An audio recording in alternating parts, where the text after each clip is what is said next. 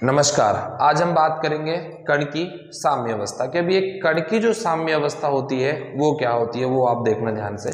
मान लीजिए आपका ये कोई वस्तु है, ये कोई सतह है और इस पर हमने किसी वस्तु को रख दिया है। ये हमारी कोई वस्तु हो गई, इसका जो द्रव्यमान हो गया, मान लो हमने क्या बोल दिया, m बोल दिया। अब हम ये कह सकते हैं कि ये कोई वस्तु रखी हुई है, ये साम्य अवस्था में है। साम्य अवस्था का मतलब होता है, अंग्रेजी में तो इसको बोलते हैं इक्विलिब्रियम। वैसे इसका मतलब ये होता है कि किसी वस्तु को एक पर्टिकुलर स्थान पर हम रखें जो ना दाईं तरफ जा रही हो, ना बाईं तरफ जा रही हो, ना ऊपर जा रही हो, ना नीचे जा रही हो, मतलब किसी दिशा में गतिमान नहीं हो, एक पर्टिकुलर जगह पर रुकी हुई हो, तो उसको अपन क्या बोलेंगे, यहाँ पे साम्य अवस्था बोलेंगे। क्या बोलेंगे उसको अपन, यहाँ पे साम्य अवस्था बोलेंगे। अब अगर इस वस्तु को अगर अपन देखें तो अपने को एक जगह पर रुकी हुई दिखाई दे रही है। इसका मतलब ये हुआ कि ये जो सतह है इस पर एक बल लगा रही है, उसको मान लीजिए मैंने F1 बोल दिया, और एक ये वस्तु इस सतह पर बल लगा रही है, उसको मैंने बोल दिया यहाँ पे F2। इसका मतलब ये हुआ कि जो हमारा F1 है वो किसके बराबर हो गया, F2 के बराबर हो गया। तो F1 बराबर क्या हो गया आपका, F2 हो गया। तो ये बात भी हमें समझ आ गई कि हमारा एक F1 जो बल है वो किसके बराबर हो गया, F2 के। इसलिए ना तो ये ऊपर जा रही है, ना ही ये नीचे जा रही है। मान लो इस अवस्था में तो जो आपकी वस्तु रहेगी वो नियत रहेगी, मतलब एक जगह पर फिक्स रहेगी।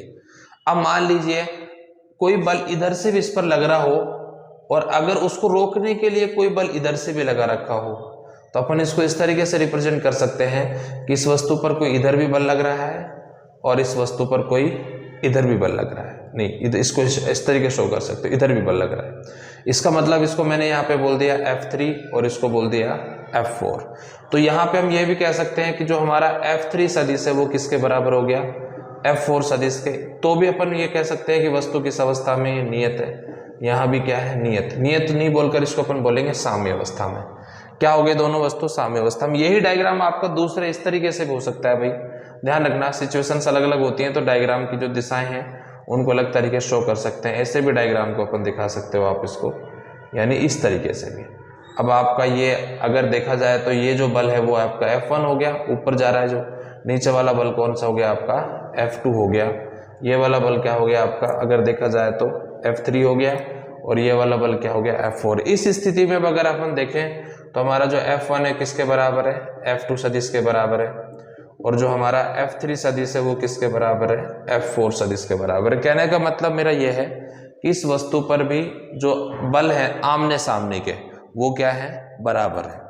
जब आपके आमने सामने के बल बराबर हो गए तो मान लीजिए फॉर एग्जाम्पल तौर पे मैं यहाँ से कहूँ कि मान लीजिए F1 ऊपर की तरफ जा रहा है तो F2 नीचे की तरफ जा रहा है, तो देखा जाए तो F1 F2 को कैंसल कर रहा है, मतलब बराबर है, मतलब इसके प्रभाव को खत्म कर रहा है, और इसने इस वस्तु को यहाँ एक स्थान पटक दिया। इसका मतलब देखा जाए तो F4 जो है हमारा वो F3 को खत्म कर रहा है, इसका मतलब दोनों को निरस्त कर रहा है। तो हम ये कह सकते हैं कि इस वस्तु पर लगने वाले जो कुल बल है वो कितने हो गए, शून्य हो गए। मतलब F1 ने F2 खत्म कर दिया, F3 ने F4 खत्म कर दिया, तो कुल बल इस पे जो लग रहे थे वो कितने हो गए, शून्य हो गया। मतलब कुल बल कितना हो गया, शून्य हो गया।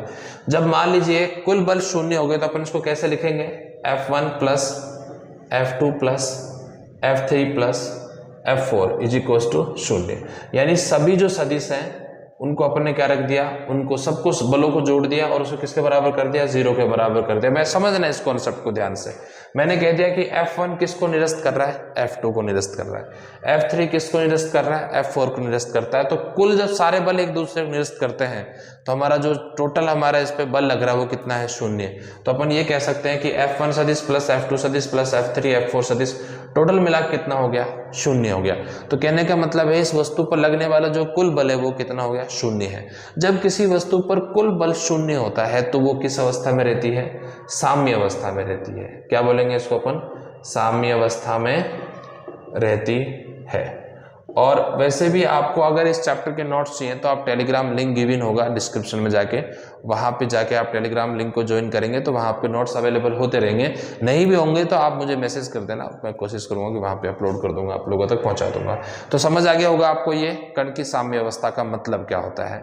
साम्य अवस्था का मतलब ये होता है कोई कण एक जगह पर टिका हुआ है, उस पर जो सभी बल लग रहे हैं वो क्या हो, एक दूसरे सभी का जो योग हो शून्य हो जाता है। तो कण किस में जाता है, आपका साम्य अवस्था में हो जाता है। समझ रहे हो। मान लीजिए अगर इसमें से कोई एक भी बल ज़्यादा हो जाता है किसी इससे, जैसे मान लो ये ज़्यादा हो गया तो वस्तु इधर जाना शुरू कर देगी, मान लीजिए ये ज़्यादा हो गया तो वस्तु इधर जाना शुरू कर देगी, मान लीजिए ये ज़्यादा हो गया तो उधर जाना शुरू कर देगी, ये ज़्यादा हो गया तो इधर जाना शुरू कर देगी। कहने का मतलब इस वस्तु में ये वस्तु गतिशील अवस्था में आ जाएगी। तो ये साम्य अवस्था से हटकर किस में आ जाएगी, गतिशील अवस्था में आ जाएगी। ये बात आप हमेशा ध्यान रखना।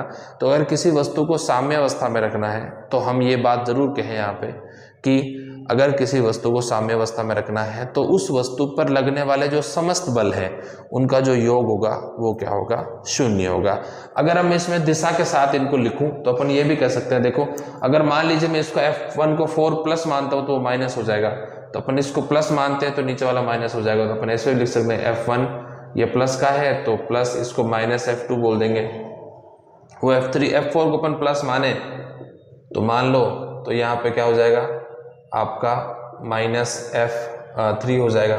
इसका मतलब ये वाला बल इसको निरस्त कर रहा है, ये वाला बल इसको निरस्त करता है, तो टोटल बल भी कितना आ जाएगा, शून्य आ जाएगा। तो ये आप हमेशा ध्यान रखना, साम्य अवस्था में जो किसी वस्तु पर कुल बल होते हैं वो कितने होते हैं, शून्य होते हैं। Thank you.